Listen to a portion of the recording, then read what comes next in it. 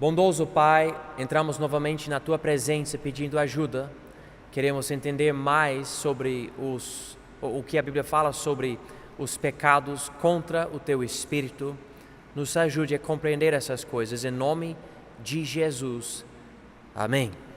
Agora nós estamos no fim da página 11 na apostila e o último pecado nessa página, que é blasfêmia contra o Espírito Santo. Esse pecado aqui causa muito problema, porque as pessoas sabem que, deixa eu ler aqui para vocês em Mateus 12, versículos 31 e 32. Portanto, eu vos digo, todo pecado e blasfêmia se perdoará aos homens, mas a blasfêmia contra o Espírito não será perdoada aos homens. E se qualquer disser alguma palavra contra o Filho do Homem, ser-lhe-á perdoado. Mas se alguém falar contra o Espírito Santo, não lhe será perdoado, nem neste século, nem no futuro. Palavras muito pesadas.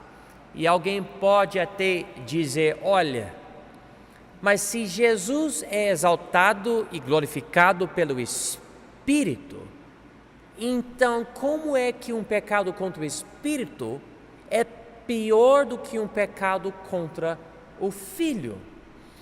E essa maneira de ver a pergunta, ou ver esse pecado, não é correta, porque não é a ideia de um pecado é pior do que o outro. Essa não é a ideia. É que o pecado de blasfemar contra o Espírito é negar o Espírito de uma forma que ele não consegue fazer a obra de te salvar através da palavra. Eu vou mostrar para vocês aqui. No contexto aqui, vamos para o versículo 22. Trouxeram-lhe então um endemoniado, cego e mudo, e de tal modo o curou, que o cego e mudo falava e via. E toda a multidão se admirava e dizia, não é este o filho de Davi? Mas os fariseus, ouvindo isto, diziam, este não expulsa os demônios, senão por Belzebu, príncipe dos demônios. Jesus vai pregar, explicar essas coisas para eles, como essa ideia é errada, e daí ele vai falar algo sobre a blasfêmia contra o Espírito. E, resumindo, o pecado de blasfemar contra o Espírito é simplesmente atribuir para o Espírito Santo as obras do diabo, é confundir as coisas. Vamos lembrar de algo muito importante. Uma das obras mais importantes do Espírito Santo de Deus é testificar. A palavra que eu uso é a palavra autenticar. Ele identifica onde está a verdade, ele mostra que a pessoa é verdadeira. Ele fez essa obra em Jesus através de milagres, etc., identificando esse Jesus de Nazaré é o Filho de Deus, ou, de acordo com as profecias, filho de Davi. Esses milagres identificaram Jesus. Então, aqui em versículo 22, Jesus, através do Espírito de Deus, curou alguém.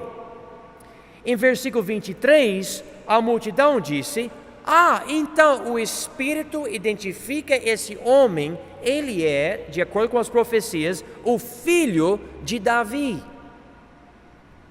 Ótimo, é isso que ele queria que vocês entendessem.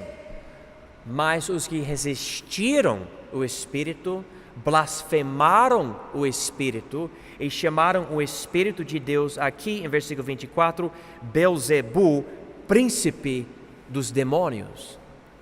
Ou seja, não existe uma expressão divina maior para quem Jesus é do que essa do Espírito através do milagre que Jesus fez.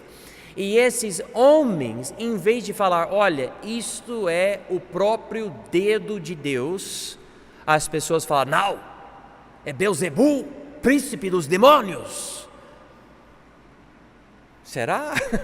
Será que ele está fazendo isso? E Jesus explica que esse homem tinha demônio.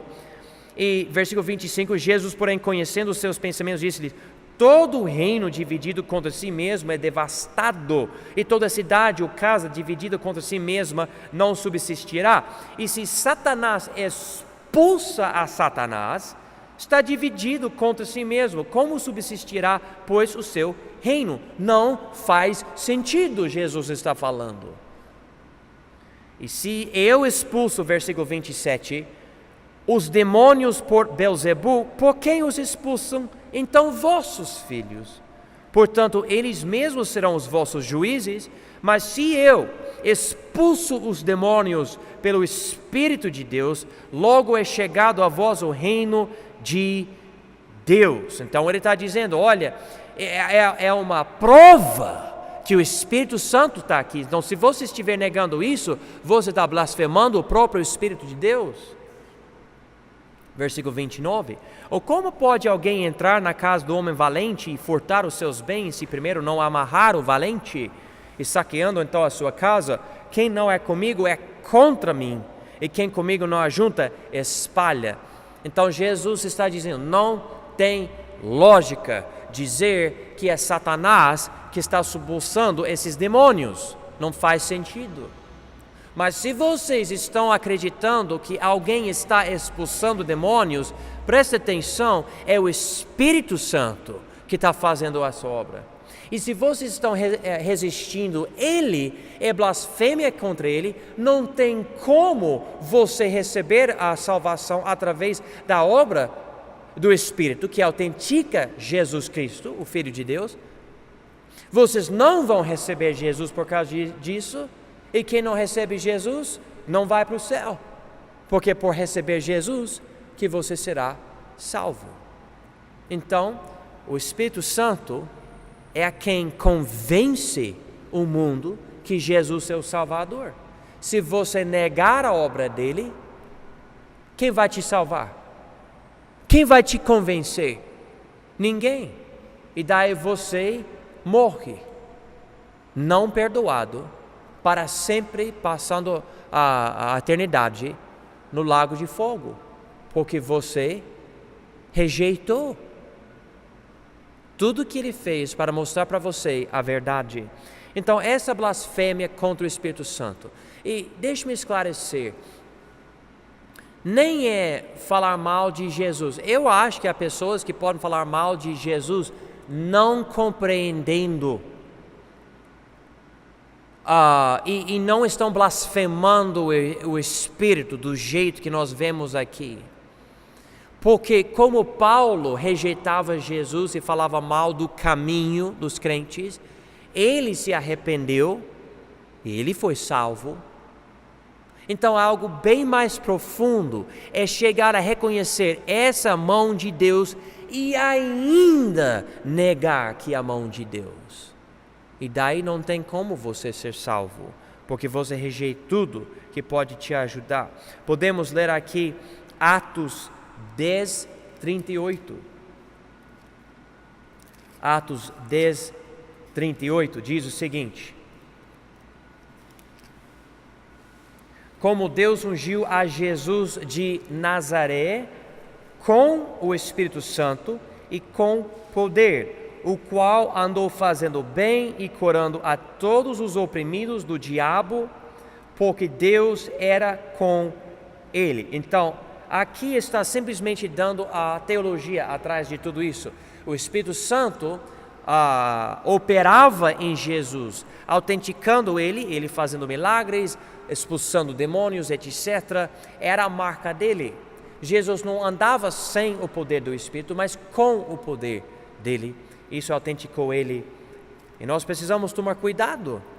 Vamos dizer, só para aplicar um pouco mais esse assunto, que você está no ministério, outro está no ministério, e esse outro ministério está sendo bem abençoado, e você sofre com inveja, porque você quer ver sua igreja crescer, etc. Tome muito cuidado que você não fale algo contra o outro homem de Deus, porque lembra, é Deus que exalta e diminui o homem de Deus, e nós precisamos tomar cuidado. Eu quero tomar muito cuidado no que eu falo sobre outro homem de Deus, alguém que Deus está usando, etc. Por causa do Espírito. Porque eu nunca quero negar o que Deus... Se Deus conseguir usar um burro, e Ele usou na Bíblia, até um burro na Bíblia para fazer a vontade dEle, então Ele pode usar qualquer um de nós, e eu preciso tomar cuidado. Vamos continuar agora. Letra F aqui na próxima página, fazer agravo ao Espírito Santo. Hebreus 10, por favor. Hebreus 10, versículo 29. Eu vou ter que começar em versículo 26. Aqui, irmãos, eu vou falar, basicamente a mesma coisa. É só que tem outra expressão na Bíblia. Então, se quiser juntar blasfemar e fazer agravo, pode juntar essas duas ideias aqui. Mas Hebreus 10, 26. Porque se pecarmos voluntariamente, depois de termos recebido o conhecimento da verdade, já não resta mais sacrifício pelos pecados, mas uma certa expectação horrível de juízo e ardor de fogo que há de devorar os adversários. Quebrantando alguém a lei de Moisés, morre sem misericórdia só pela palavra de 2 ou 3 testemunhas. Aqui agora versículo 29. De quanto maior castigo cuidais vós será julgado, merecedor aquele que pisar o Filho de Deus e tiver por profano o sangue da aliança com que foi santificado e fizer agravo ao Espírito da graça. Tem pelo menos 3 interpretações dessa passagem aqui. Uma é que a pessoa que faz agravo ao Espírito da graça perdeu a salvação. Nós não acreditamos nisso porque há uma grande quantidade de passagens bíblicas que falam que é impossível alguém que é guardado por Deus perder a salvação, porque isso queria dizer que Deus perdeu a pessoa. E isso é impossível, Deus não perde ninguém. Mas se Deus não perde a pessoa, e a pessoa então não pode perder a salvação, existe outra teoria ou interpretação que essa é uma passagem hipotética, que se alguém receber Jesus, tendo o sangue de Cristo para o perdoar, e essa pessoa é salva, se essa pessoa um dia acabar rejeitando Jesus no coração mesmo, então essa pessoa nunca poderá ser salvo, porque Jesus não vai morrer de novo por essa pessoa. Mas é uma situação hipotética, que quer dizer é impossível, não vai acontecer, ele está simplesmente querendo estabelecer isso, não existe outra salvação que a pessoa pode ter, Jesus não vai morrer de novo. Eu entendo essa interpretação, eu conheço bons homens de Deus que têm essa interpretação, e eu não vou brigar. Quanto a mim, pelo contexto do livro de Hebreus, eu não tenho essa, mas eu tenho a terceira interpretação, que ele está falando sobre apostasia. E deixe-me tentar explicar isso. Quando ele fala aqui em versículo 29, tiver por profano o sangue da aliança com que foi santificado, eu noto aqui que ele não diz aqui o sangue da aliança com que ele foi justificado. E há uma grande diferença entre as duas palavras. Justificado quer dizer que a pessoa foi salva porque Deus justificou a pessoa. Mas santificação pode, até um certo ponto, até existir na vida de alguém não salvo. Porque pela verdade, a pessoa pode ficar separado de certas coisas erradas e certas mentiras, e a palavra santificar quer dizer separar. Eu posso pegar alguém do mundão e usar a verdade bíblica para convencer essa pessoa a não praticar certas coisas erradas no trabalho e parar de beber porque não é bom para a saúde e Deus não gosta. Eu posso pregar coisas sobre Jesus, a pessoa pode até amar a ideia da salvação e do céu e querer cantar conosco no nosso tempo de louvor, e a pessoa pode orar conosco e até evangelizar e falar de Jesus aos outros e ter uma vida muitíssima religiosa. Mas a pessoa não é salva. A pessoa, você fala, olha como a palavra mudou essa pessoa, mudou mesmo. Mas a pessoa não recebeu Jesus de verdade. Veja o que essa mesma passagem diz aqui em versículo 35. Não rejeiteis, pois, a vossa confiança, que tem grande e avultado galardão, porque necessitais de paciência, para que depois de haverdes feito a vontade de Deus, possais alcançar a promessa, porque ainda um pouquinho de tempo, e o que há de vir virá e não tardará. Mas o justo viverá pela fé. E se alguém se retirar, e há uma questão sobre até o grego aqui, e tem certas versões diferentes, mas deve dizer, se alguém se retirar, não somente se ele se retirar, mas se alguém, porque se falar se ele, está falando do justo, e é impossível. Se alguém se retirar, a minha alma não tem prazer nele.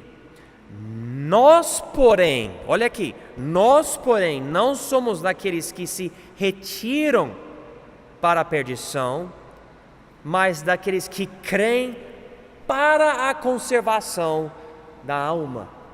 Uma grande diferença. Então, duas pessoas se aproximando de Jesus, ficando bem perto dele. Uma pessoa recebe Jesus de verdade e crê para a conservação da alma, ou seja, a salvação. A outra pessoa fica muito perto também, mas recua, se retira e volta para trás.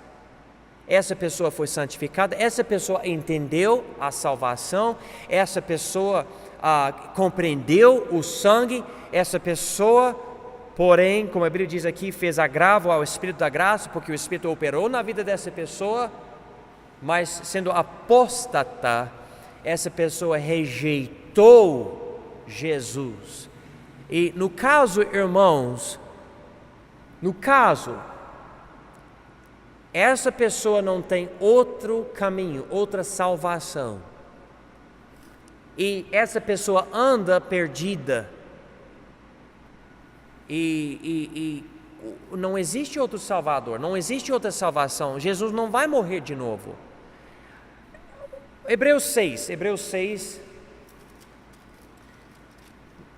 versículo 6, falando esse negócio, Hebreus 6, e recaíram, deixe-me só para dar o contexto aqui, versículo 4 de Hebreus 6. Porque é impossível que os que já uma vez forem iluminados e provaram o dom celestial e se tornaram participantes do Espírito Santo, eu estou falando para vocês, quanto a mim, tudo isso é possível para o descrente, porque você pode participar até um certo ponto do Espírito, sem ter ele. Mas vamos continuar, porque ele pode operar na sua vida através das pregações, da Bíblia, etc. Mas versículo 5, até milagres ele pode fazer. Versículo 5, e provaram a boa palavra de Deus e os poderes do século futuro, e recaíram, sejam outra vez renovados para, marca a palavra, arrependimento. Ele não diz aqui para salvação, ele diz para arrependimento. Pois assim, quanto eles de novo crucificam o Filho de Deus, o expõem ao vitupério. Grande vergonha para Jesus precisar morrer pela pessoa a segunda vez. E aqui arrependimento, porque se a pessoa não se arrepende de receber Jesus através de tudo isso, tendo acesso ao Espírito de Deus dessa forma, então o que vai levar essa pessoa a se arrepender agora? Nada. Há um poder mais poderoso do que o Espírito, há um Salvador melhor do que Jesus, há sangue mais puro do que o sangue do Filho de Deus? Não! Se essa pessoa rejeitou isso, não tem como fazer nada. Diz aqui versículo 7, porque a terra que embebe a chuva, que muitas vezes cai sobre ela, e produz erva proveitosa para aqueles que, por quem é lavrada, recebe a bênção de Deus, mas a que produz espinhos e abrolhos é reprovada, e perto está da maldição, e o seu fim é ser queimada. Mas de vós, ó amados, esperamos coisas melhores e coisas que acompanham a salvação, ainda que assim falamos. Irmãos, marque essas palavras aqui em versículo 9. Ainda que assim falamos. Se ele esperava melhores ou coisas melhores e coisas que acompanhavam a salvação nas vidas desses ouvintes, por que ele escreveu essas coisas? Por que ele gastou tempo escrevendo sobre algo que ele pensava, mas vocês não têm esse problema? Porque quando ele usa a palavra aqui, esperamos, ele está dizendo, olha, eu sei que entre vocês eu vi a manifestação da salvação, a operação do Espírito, eu sei que eu vi Ele operando entre vocês, mas eu também sei que na igreja, eu estou falando sobre a congregação que cultua, que frequenta os cultos, sempre existem pessoas que me preocupam, cujos testemunhos não são tão fortes. E me preocupo que essas pessoas talvez nem sejam salvas e que um dia essas pessoas vão acabar negando Jesus, indo embora, rejeitando a salvação. Um dos livros mais preocupados no Novo Testamento é o livro de Hebreus. Você lê de capítulo 1 a capítulo 13 e você percebe que o escritor de Hebreus, e nós não sabemos quem escreveu, o tempo todo ele está preocupado que esses que acabaram acreditando em Jesus vão voltar para as coisas da lei. Então ele exalta Jesus no livro de Hebreus para esses judeus que tinham recebido Jesus, falam, olha, Jesus é superior a Moisés, o Novo Testamento é superior ao Velho Testamento, vocês não vão querer voltar ao Velho Testamento. Mas havia pessoas que estavam pensando, mas todos os meus amigos, meus parentes, todo mundo da sinagoga, quer que eu volte para essas coisas? Será que Jesus é? E essas pessoas estavam nessa decisão de realmente receber Jesus ou não. E ele está empurrando, falou, olha, presta atenção. Não perca essa oportunidade de ser salvo. Ele enfatiza essas coisas. Então, quanto a mim e a minha interpretação, alguém que por outras várias passagens acredita que é impossível perder a salvação, eu acredito que ele está falando às pessoas no meio do grupo, que estavam na beira de receber Jesus, mas não tinham recebido ainda. E se não receberem, iam ser apóstatas, que nunca vão se arrepender, e não vão ser salvos. Essa é a preocupação dele. Vamos para Tiago capítulo 4 agora e ver o último pecado contra o Espírito hoje à noite. Tiago capítulo 4. Tiago 4, versículos 4 e 5. Ele diz aqui, adúlteros e adúlteras, não sabeis vós que a amizade do mundo é inimizade contra Deus? Portanto, qualquer que quiser ser amigo do mundo, constitui-se inimigo de Deus. Ou cuidais vós que em vão diz a Escritura, o Espírito que em nós habita tem ciúmes. Aqui, cometer adultério contra o Espírito Santo. Eu acho tão interessante. Quando ele fala aqui em versículo 4, adúlteros e adúlteras, ele não está falando sobre a fornicação. Ele está falando sobre alguém que, em vez de adorar a Deus, adora outra coisa. Ele diz aqui, a amizade do mundo é inimizade contra Deus. Irmãos, o Espírito Santo, conheça Ele. Ele quer relacionamento com você. E você se casou ou entrou no noivado, com Cristo. Ele é seu noivo. Ele quer esse relacionamento. E se você ficar passando tempo com o mundo, fazendo coisas do mundo, você tem amizade com o mundo, é inimizade contra seu noivo. E ele tem ciúmes.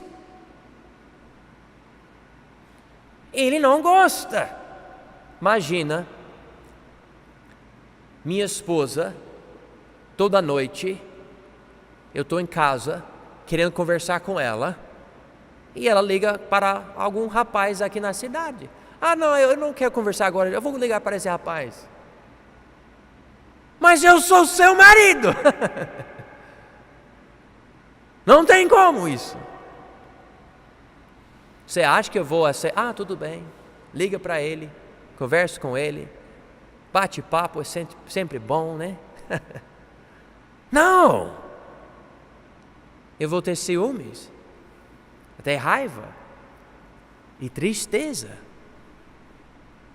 A Bíblia diz aqui, ou cuidais vós que em vão diz a Escritura, o Espírito que em nós habita tem ciúmes. Irmãos, a igreja ficou muito mundana hoje em dia.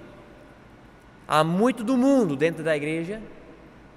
E muitos irmãos não têm tempo para estar no culto, para estar no estudo bíblico, para participar dos eventos.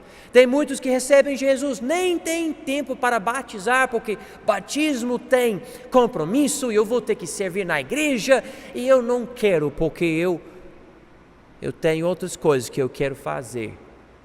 Se as pessoas salvas de verdade, o Espírito Santo tem ciúmes. Quer passar tempo com você, quer fazer coisas com você. Sabe o que dá alegria para o Espírito? Ele fala para você, ei, converse com aquela pessoa que está precisando. E você fala, tudo bem, eu vou. E você vai para aquela pessoa com o Espírito. E o Espírito Santo naquele momento não tem ciúmes, ele tem alegria.